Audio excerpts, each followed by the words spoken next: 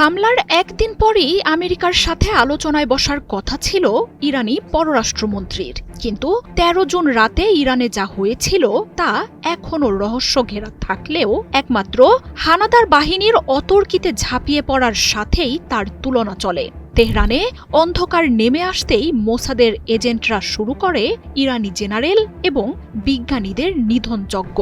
ট্রাম্পের সাথে দ্বন্দ্বের নাটক আর কূটনীতির আড়ালে ইরানের শীর্ষ নেতাদের হত্যায় নেতানিয়াহু যে ঘৃণ্য এক ছক কষেছিল তা এর মধ্যেই প্রকাশ করেছে ইসরায়েল। ১৩ তারিখ রাতে সামরিক বাহিনীর শীর্ষ নেতাদের হত্যায় চালানো হয় অপারেশন রেড ওয়েডিং বা লাল বিয়ে, যেন গেম অফ থ্রোনসের সেই বিশ্বাসঘাতকতার গল্প বাস্তবে নিয়ে আসে নেতানিয়াহুর ভাড়াটে এজেন্টরা। জেনেক্সে শিফট করো, লাইফকে লিফট করো। ইরানের সামরিক শক্তির বিরুদ্ধে সামনাসামনি কোনোভাবেই পারবে না জেনেই ইসরায়েল গোপন এক অভিযান চালায়। যুদ্ধের প্রথম প্রহরে ইসরায়েলি হামলায় প্রাণ হারান সশস্ত্র বাহিনীর chief of staff major general Mohammad Hossein Bagheri, আইআরজিসির commander major general Hossein Salami, Khatam al Anbiya সদর দপ্তরের commander major general Gholam Ali Rashid, IRGC aerospace ফোর্সের commander major general Amir Ali হাজিজাদেহের মতো ব্যক্তিরা।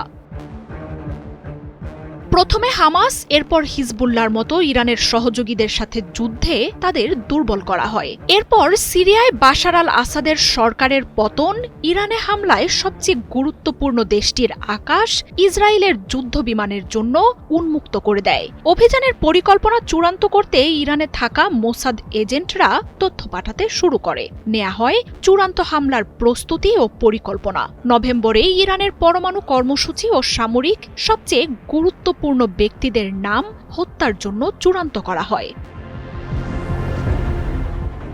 মোসাদের এজেন্টরা ইরানের অভ্যন্তরে চোরাই পথে ড্রোন আর সমরাস্ত্র জড়ো করতে থাকে। এমনকি ইরানকে ধোঁকা দিতে নেতানিয়াহু ও ট্রাম্পের মধ্যে দ্বন্দ্বের নাটকও সাজানো হয়। ট্রাম্প যখন কূটনীতি ও ইরানের সাথে চুক্তির ঘোষণা দিচ্ছিলেন, সেই সময়েই হামলার নির্দেশ চূড়ান্ত করে ইসরায়েল। মোসাদ এজেন্টরা ইরানের শীর্ষ নেতাদের অবস্থানের তথ্যও নিশ্চিত করে। চলতি মাসের ১৩ তারিখে নিজেদের চূড়ান্ত করা টার্গেটে একযোগে হামলা চালায় ইসরায়েল।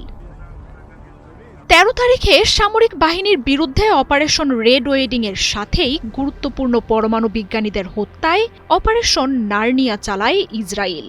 ইসরায়েলের মিলিটারি অপারেশনস ডিরেক্টরের প্রধান মেজর জেনারেল ওবেদ বাইসুক জানান, ইরানের প্রভাবশালী এসব নেতৃত্বের বিরুদ্ধে এই অপারেশনের সূচনা আরও ৩ দশক আগে। তবে ২০২৩-এর অক্টোবরে ইসরায়েলে হামাসের হামলার পর ইরান আক্রমণের চূড়ান্ত পরিকল্পনায় নামে নেতানিয়াহুর বাহিনী। মার্জিয়া উপমা, ৭১।